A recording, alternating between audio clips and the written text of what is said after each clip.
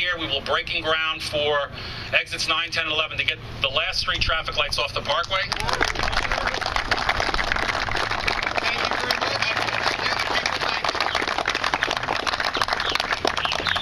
He was also asking me for more money for someplace else this morning, too. That's your congressman at work. But it was federal money, so it's good. Something else that's really important. For those of you that know Beasley Point, how can you have a state that has a state road to go to Cape May, and the road is the bridge basically collapsed? It's a wooden bridge from 1920. It was a private bridge. By the way, they used to charge tolls like in the 1920s. So when we talk about tolls, which we're not doing here, don't worry about it. We did it before, but you know, it fell in disrepair, as you know, and the county stepped up and took over and bought the bridge. What a deal they got. They bought a defunct bridge that you couldn't use for $1. Who worked out that deal? But in any event, they came to us. No, I'm only teasing. That was the greatest deal in the world. Let me tell you why. Because if they would have left it the way, that was a joke. Let me finish my line before you boo me. The first thing that happened when Governor Christie took office, I had another meeting. I had more meetings from folks in Cape May. I guess that's why we got all this stuff done. They were the first ones in. We went by the alphabet, by the Cape May first, ABC, get it? Absent. Okay. So they said, look, we got to do something about the Beasley Point Bridge. Fine, $20 million will fix it. But that's only good for 10 years. What good is that? Well, let's build a new one. That's $100 million. $100 million we don't have. Then you say, wait a minute. Parkway and Turnpike, they normally don't talk to DOT. They're building a brand new bridge 1,500 feet away. So I talked to the Turnpike and I said, I want you to build a bike lane. We're going to build one bridge. We're going to take the Beasley Point Bridge down. We're going to give people access from Route 9, emergency vehicles if they need it, but bikers particularly, walkers, fishermen. And we're going to take, if you're going southbound on Route 9, you make a left where the Beasley Point Bridge begins going southbound for about, I don't know, it's 1,000 feet, 800 feet. I think it's even less than that.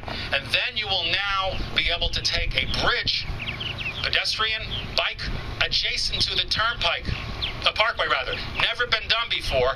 And now you can get to Cape May by bicycle, or you can walk if you'd like to, because that is another 100-year bridge. So that's another project that this administration is doing. I can go on and on. We've got a widening going on, but I think you get the point.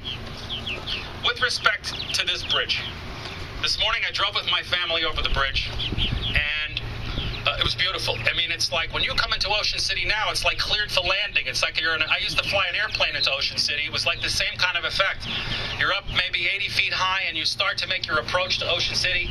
On a clear day like today without fog, you can see the ocean. It's just a wonderful, wonderful thing. This will last for generations. This is what transportation projects are all about. The other thing that's important for all of you to know, transportation matters, and it really matters in this state. Transportation matters now more than ever because our infrastructure is getting older. We're doing things to make it better, but we need an engaged citizenry to make sure that transportation is taken care of statewide. I'm going to sort of close by, I don't have to tell you much about the structure. You'll drive it, you'll appreciate it. Can you imagine fishing piers and sidewalks at a 2-story tourist center, which I thought it was the hotel when I came over. I was looking for the hotel sign. But I want to close by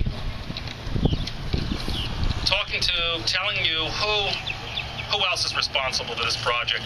We hardly give any recognition to the construction companies. George Harms, R.E. Pearson, and GA and F.C. Wagman, who teamed up on the contract. The design team, the engineering, was headed by Michael Baker and assisted by Hardesty in Hanover. The prime construction management consultant was AECOM and Parsons Brinkerhoff. I mentioned our folks at DOT.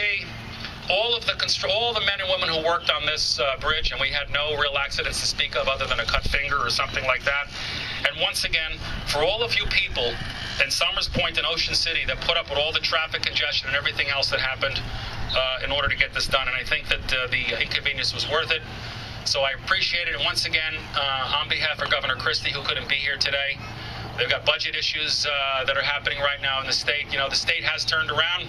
We've created over 60,000 private sector jobs. We are turning things around. It's slow, but look, we're one of the few states that's creating private sector jobs. It's a great thing. We see vertical construction. We see office buildings being built now that we haven't seen in years, so things are moving in the right direction.